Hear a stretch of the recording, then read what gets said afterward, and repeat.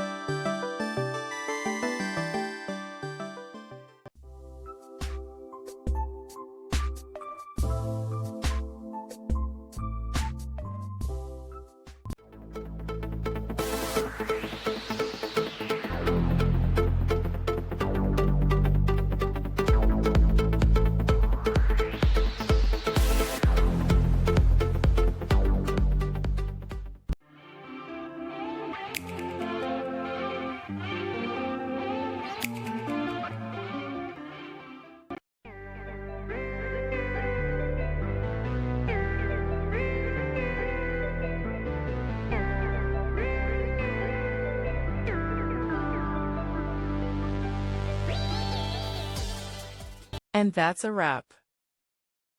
I hope you found the answer you were looking for. If you did, take a second to hit that subscribe button. It really helps out. And let me know in the comments which solution worked best for you. See you next time in the Debug Zone.